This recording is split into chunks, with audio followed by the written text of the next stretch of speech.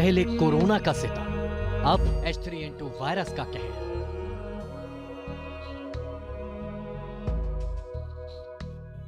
इस नए वेरिएंट ने बढ़ाई टेंशन।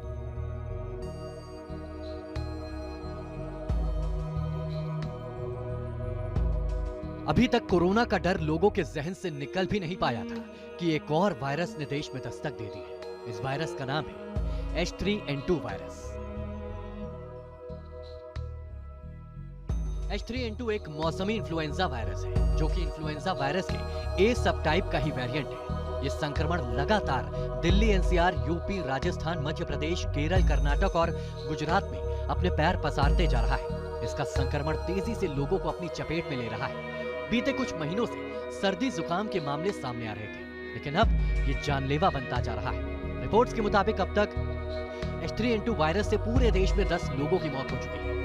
जनवरी से अब तक H3N2 के 3084 केस सामने आए हैं। डॉक्टर्स के मुताबिक H3N2 वायरस के अधिकतर मरीजों में एक जैसे लक्षण देखे जा रहे हैं। इसके लक्षण भी कोरोना के लक्षण जैसे ही हैं। H3N2 वायरस के मरीजों में तेज बुखार के लक्षण होते हैं, लंबे समय तक खांसी रहती है, सांस लेने में परेशानी होती है, गले में खरखराहट होती है, शरीर में दर्द रहता है। इन्फ्लुएंजा का जो वायरस है अपना स्वरूप बदल लेता है। आपने पहले देखा होगा कि पहले H1N1 था, अभी और डिफरेंट आ गया। तो different every year you have a different strain. H3N2 virus जो कि नया वायरस है, इसके यदि लगता है कि ये सस्पेक्टेड है तो निश्चित रूप से उसको आइसोलेशन में हम। वायरस के बढ़ते संक्रमण को देखते हुए हेल्थ सिस्टम भी कमर कस रहा है। दिल्ली के अस्पतालों में कोरोना की ही तरह H3N2 के लिए एक्स्ट्रा बेड्स तैयार किए जा रहे हैं। H3N2 को लेके हमने एक विशेष तैयारी की है। हमने एक अलग से आइसोलेशन वार्ड की व्यवस्था की है, जिसमें 20 बेड हैं, जिसमें ऑक्सीजन, बाईपेप मशीन और वेंटिलेटर्स सारी सुविधाएं हैं। और हमने हमारी जो डॉक्टरों की टीम है उसमें एक जो गाइडलाइंस हैं भारत सरकार की और ICMR की, सबको हमने ट्रेन किया है। ये वायरस किसी भी उम्र के व्यक्ति को कभी भी हो सकता है, लेकिन इससे सबसे ज्यादा खतरा गर्भवती महिलाओं को हो सकता है। 5 साल से कम उम्र के बच्चों और बुजुर्गों के लिए भी ये बहुत खतरनाक है। गंभीर बीमारियों से जूझ रहे लोग तेजी से इस वायरस की चपेट में आ रहे हैं। हालांकि डॉक्टर्स का ये भी कहना है कि ये वायरस जानलेवा नहीं है, लेकिन अगर मरीज कोमोर्बिड है तो वायरस जानलेवा भी हो सकता है। सरकार और सिस्टम भी इस वायरस को लेकर गंभीर है, लेकिन ये वायरस जिस तेजी से बढ़ रहा है, अगर इसे समय रहते कंट्रोल नहीं किया गया तो कोविड की तरह ही बड़ी मुसीबत बन सकता है।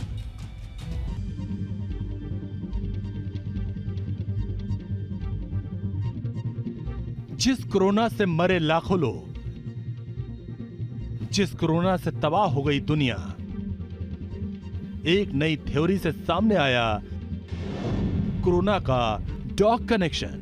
3 साल बाद भी कोरोना कहां से आया, कैसे फैला, ये एक मिस्ट्री ही बनी हुई है।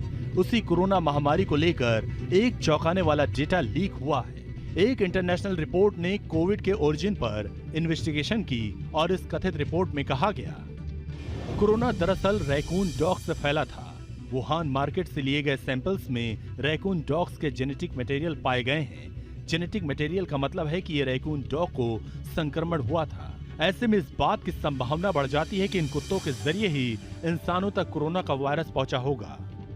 लेकिन क्या ये थ्योरी सही है? क्या रैकून डॉग्स वाकई कोरोना जैसे वायरस के इतने बड़े कैरियर बन सकते हैं? इन सवाल का जवाब जानना और समझना बहुत जरूरी है। रिपोर्ट में कहा गया कि रैकून डॉग्स चीन के वुहान के मीट मार्केट में बेचा जाता था। रैकून डॉग्स का मीट बैन है, इसीलिए चोरी छिपे इनका मीट बेचा जाता था। जब कोविड फैला तो इस मार्केट को बंद किया गया था। उसी समय वहां से सैंपल लिया गया जिसमें रैकून डॉग्स में कोरोना संक्रमण मिलने का दावा किया गया, लेकिन WHO अब तक इन फाइंडिंग्स से पूरी तरह सहमत नहीं है। डायरेक्टर टेड्रोस ने एक बयान जारी कर कहा है, इस डेटा से ये पूरी तरह साबित नहीं हो सकता कि कोरोना रैकून डॉग से फैला हो, लेकिन कोरोना का सच जानने के लिए हर जानकारी भी बहुत अहम है। आखिर रैकून डॉग्स क्या है और कैसे होते हैं ये भी जान लीजिए। रैकून डॉग्स थोड़े भेड़िए और थोड़े लोमड़ी की तरह होते हैं। ये जंगल में रहना पसंद करते हैं। इनके सिर और पैर छोटे होते हैं। इनका वजन 4 से 10 किलो तक होता है। रैकून डॉग सांप, छिपकली और चिड़िया खाते हैं। भले ही रिपोर्ट रैकून डॉग्स को कोरोना का कैरियर बताए, लेकिन चीन में सिर्फ 3 से 3,500 रैकून डॉग्स हैं और वो भी चीन के अलग अलग हिस्सों में फैले हुए हैं। क्या इतनी कम आबादी वाला जानवर इतना बड़ा वायरस कैरियर बन